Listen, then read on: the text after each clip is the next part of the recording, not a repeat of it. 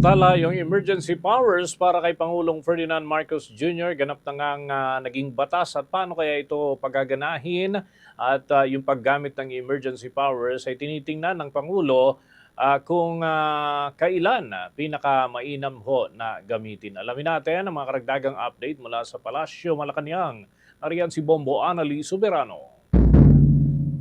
Ganap ng batas ang panukalang nagbibigay kapangyarihan sa Pangulo ng Bansa na bawasan o suspendihin ang excise tax sa langis. Ito ay matapos lagdaan ni Pangulong Ferdinand Marcos Jr. ang Republic Act No. 12316.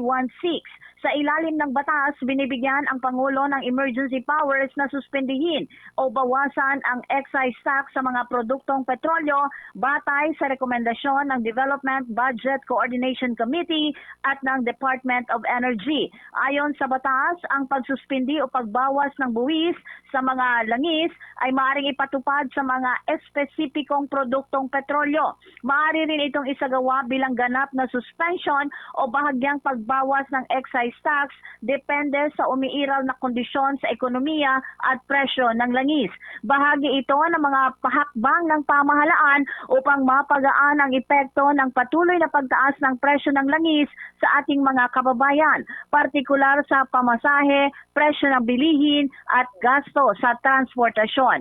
Magiging epektibo ang batas 15 araw matapos itong mailathala sa Official Gazette o sa isang pahayagang may malawak na sirkulasyon. Sa kabilang dako, hindi basta-basta gagamitin din ni Pangulong Marcos ang kanyang emergency power na bawasan o tuluyan tanggalin ang excise tax. Ayon sa Pangulo, titingnan niya kung sa anong pinakamagandang pagkakataon para gamitin ang iginawad sa kanyang kapangyarihan.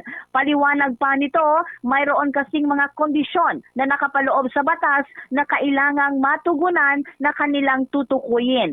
Isa pa ayon kay Pangulong Marcos, mahirap din na ang pabago-bagong presyo ng produktong petrolyo na iba ang halaga ngayon at bukas naman ay iba. Sadyang mahirap magplano, sabi ng punong ehekutibo, kaya't hahanap niya siya ng magandang pagkakataon para gamitin ang binigay sa kanyang emergency powers. Pakinggan natin si Pangulong Ferdinand Marcos Jr.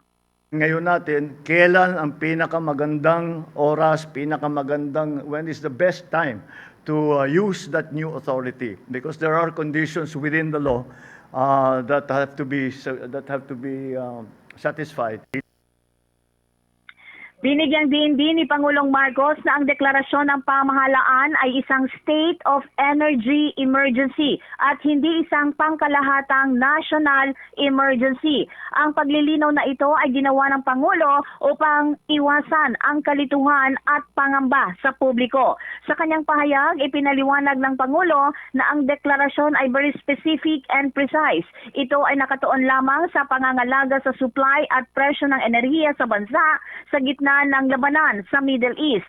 Ayon kay Pangulong Marcos, ang hakbang ay direktang tugon sa banta sa pandaigdigang ruta ng langis, partikular sa Strait of Hormuz kung saan dumadaan ang 20% ng world supply. Dahil ang Pilipinas ay halos 100% na umaasa sa imported na langis at kailangang maging handa ang bansa sa posibleng epekto nito sa lokal na presyo at supply. Muli si Pangulong Ferdinand Marcos Jr. Now, ang salitang ginamit natin, energy emergency. Hindi ito emergency ng pangkalahatan. It is a very specific and a very precise emergency. It is an emergency of the energy sector, the supply of energy, and the prices of energy. Dahil ang pinagmulan ng problema ay ang supply at ang presyo ng enerhiya. At yun ang kailangan naming tugunan ng direkta agad.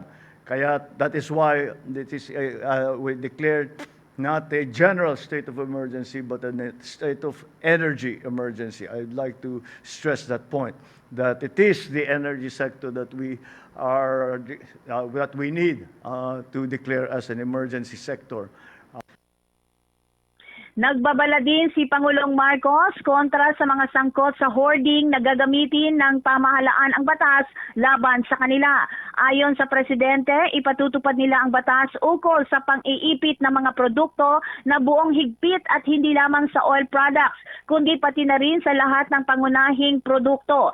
Magiging maigting, sabi ng Pangulo, ang kanilang kampanya laban sa mga mapagsamantalang negosyante, kasunod ng deklarasyon ng State of National Energy Emergency. Paalala ng Pangulo sa mga nagbabalak na gawin ang naturang iligal na gawain, huwag nang ituloy, gayong sapat ang supply ng langis, gayon din ng pagkain. Nanindigan ng Pangulo na hindi maaring mangyari na maramdaman ng bawat Pilipino ang buong bigat ng mga nagaganap na wala naman silang kinalaman. Muli si Pangulong Marcos. Paiigtingin natin ang aksyon laban sa hoarding at sa mga nagsasamantala, hindi lang sa langis, kundi sa lahat ng pangunahing produkto. I think we made that warning very early on na huwag mag-hoarding at huwag mag-price gouging. Si Pangulong Ferdinand Marcos Jr. Mula sa Malacanang, Bombo Anali Montaño Soberano nag-uulat. And this is Bombo Radio Philippines, the #1 and most trusted source of news and information. Basta Radio, Bombo! For the most trusted source of news and information, visit our website at www.bomboradio.com. Follow us on Bombo Radio mobile app, Facebook, YouTube, TikTok, and X, formerly Twitter. Like, share, and stay connected. Anytime, anywhere.